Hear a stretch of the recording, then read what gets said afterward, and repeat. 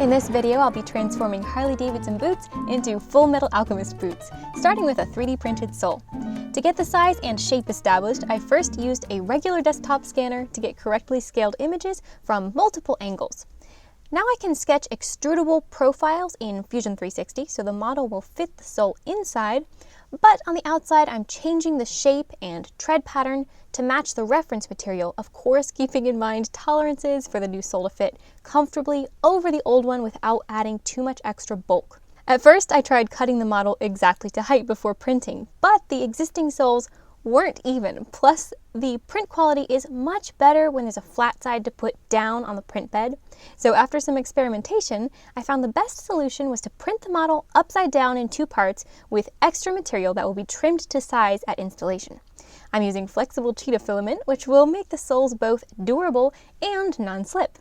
Support material is more difficult to remove with this filament, but with that print orientation, all the messy edges are inside where they'll be covered by the shoe.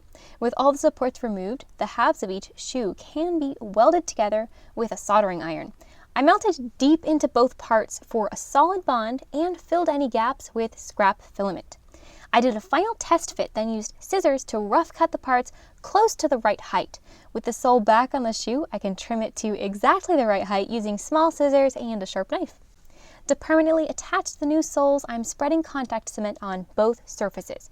But since it's a tight fit, I'm not letting it dry too long so the shoe can still slide in without getting stuck. The heel stuck down well, but the toe had some trouble because of the angles and surface irregularities. So for the front, I'm using high-temp hot glue, but first heating each part with a heat gun to increase the working time and get a stronger bond. This worked well, and I was able to get the sides flush against the shoe. The new sole still looks tacked on, so I'm going to fully enclose the old sole. Using the same profiles from my model, I extruded a two-part top brim. The pieces are intentionally too big on the inside so they can be trimmed to the right size for each shoe. Because my build plate surface is print bite, the side that's down on the bed comes out perfectly smooth without any print lines. I roughly sanded that shiny side so the weathering polish will have something to grip later on, and then glued the parts in place using contact cement.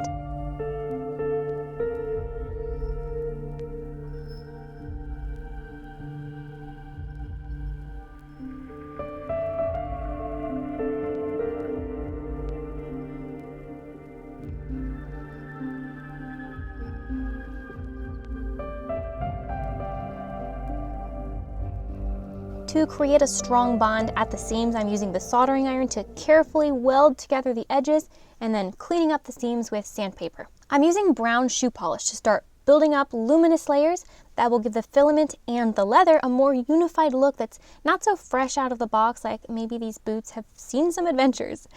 While that first layer is drying, we need to modify the hardware. The style's good with the 3 straps and the rings, but the metal needs to look silver. I started sanding, and luckily, most of the metal was silver underneath the bronze-colored coating, so I'm just going to sand down those buckles and rings with the Dremel, and then give them a nice smoothing with some fine grit sandpaper. The height of the boots also isn't quite right for Edward Elric, so I need to trim that down in a way that works with the existing side straps. I trimmed away the excess, leaving a 3/8 inch seam allowance above the side strap stitching. I'm also cutting in the front slit, which is one of the defining characteristics of Edward's boots. There's a Harley logo branded into the leather at the front here. I found that water and heat helped make it less crisp. There's no good way to remove it completely, but it's cut in half anyways and doesn't detract from the overall design, so that's no problem. The leather is some heavy-duty stuff which needs to be thinned out before the raw edge can be folded down. The Dremel got the job done, although it looked like I'd given Fozzie Bear a good shave by the end. I do need those side straps, so I removed the Harley pins by sanding off the backs of the rivets and popping them off with pliers. The holes left behind will be on the inside, so that's not an issue.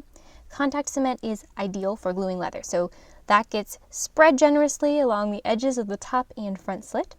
While the glue dries, I'm trimming down the side straps and getting those ready to glue down also, then folding in all the edges with mitered corners at the front.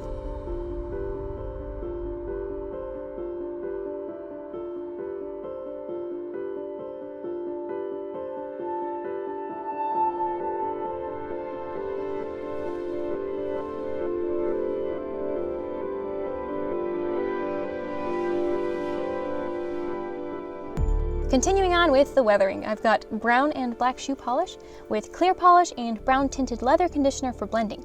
I'm building up the layers darker in the crevices and on the edges of the straps, blending out to lighter brown towards the center.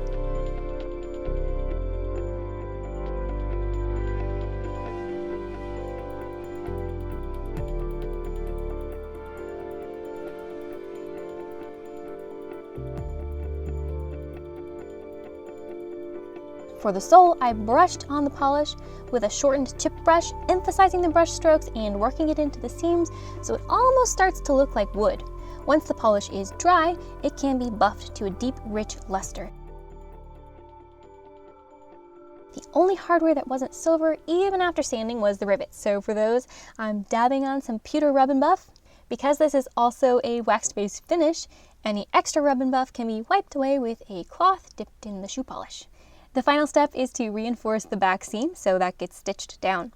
Comparing the finished boots to the original leather color, you can see instead of yellow toned, it's now a darker red toned brown, which matches the reference material and looks cohesive with the red sole. I did add a scrap of leather to the inner base of the front slit, since that's going to be a high stress area which could wear over time without reinforcement. There are of course some little details of the Harley-Davidson logo showing here and there, which is kind of cool, but the overall impression is distinctly Fullmetal Alchemist.